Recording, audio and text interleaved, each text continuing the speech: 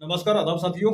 जैसा कि आप जानते हैं कि भारतीय जनता पार्टी के एमएलएज हो, एमपीज हो, मंत्री हो, संतरी हो, कहीं ना कहीं जाके जो है इनकी वो बेसिक नीयत जो है ना वो सामने आ जाती है। इसी तरीके के एक भारतीय जनता पार्टी के एक एमएलए साहिब हैं हमारे आर.एस. पठानिया साहब।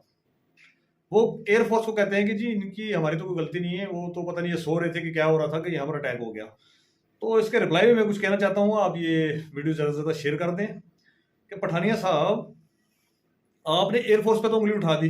आपने हमारी इतनी बढ़िया एजेंसीज जो काम करती हैं, जिन्होंने बेसिकली ऑपरेशन सिंदूर किया है, उन पे तो उंगली उठा दी आपने बड़े आराम से। लेकिन आपने अपने प्राइम मिनिस्टर से नहीं पूछा कि ये जो इतनी बड़ी बड़ी होर्डिंग्स नीचे ऑपरेशन सिंदूर, ऊपर मोदी साहब का इन यूनिफॉर्म जो है फोटो लगा के कभी एयरफोर्स के बेस में कभी आर्मी के बेस में लगा के जो बेचा जा रहा है बिहार के अंदर और गुजरात के अंदर और बाकी स्टेट्स के अंदर, ये नहीं दिखा आपको?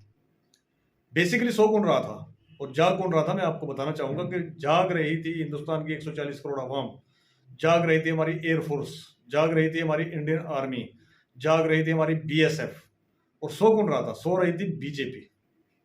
और जब सोए हुए जागे तो सीधे ट्रंप मामा के पास चले गए, रजौरी पुंछ पीर पंजाल के लोगों का नुकसान करवाया और सीज फायर कर दो जी, अब हमारी ताकत इसके आगे बढ़ने की नहीं है। ये वही भारतीय जनता पार्टी है जो कहती थी कि भाई कोई अगर पीओजेके के बारे में बात करेगा तो हम जान ले लेंगे, पीओजेके की हमारी सीटें हैं रिजर्व, हम पीओजेके हमारा है।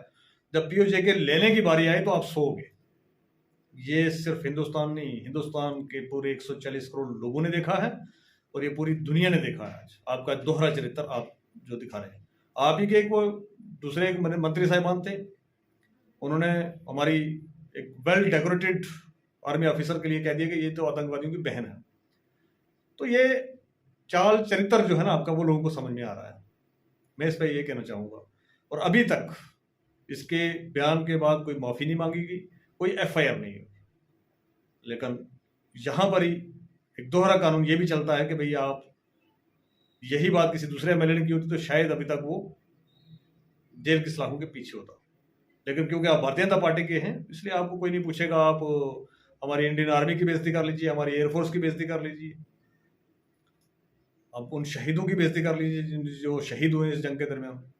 लेकिन आपको कोई नहीं पूछे क्योंकि आप भारतीय जनता पार्टी के एमएलए हैं, आप भारतीय जनता पार्टी के ही लोग हैं, तो आपको कोई कुछ नहीं पूछेगा। बहुत अफसोस होता है। हम डिमांड करते हैं एडमिनिस्ट्रेशन से कि भाई पठानिया साहब के खिलाफ एफआईआर की जाए। ये अब शब्द जो है हमारी सिक्योरिटी एजेंसी के खिलाफ कभी कतन बर्दाश्त नहीं किए जाएंगे। ये वही एयरफोर्स है, ये वही इंडियन आर्मी जिसकी वजह से आप अपने घरों में आराम से रात को सोते हैं। तो इस तरीके की बयानबाजी आप करेंगे, ये है आपका जो वो असल में आप जो बताते हैं ना कि भाई हम बड़े देश के बड़े पता नहीं क्या हैं हम, ये है आपकी मानसिकता और ये है आपका चाल चरित्र लोगों के सामने खुल के आ रहा है। तो अगर भारतीय जनता पार्टी भी इसके साथ, चाहे स्टेट की हो चाहे सेंटर की यूनिट हो, अगर आप इनके बयान के साथ हैं तो फिर ठीक है, आपको कोई एक्शन करने की जरूरत नहीं है। लेकिन अगर आप इनके बयान के साथ नहीं है तो आपको इनको पार्टी से बाहर का रास्ता दिखाना चाहिए और इन पर कार्रवाई होनी चाहिए।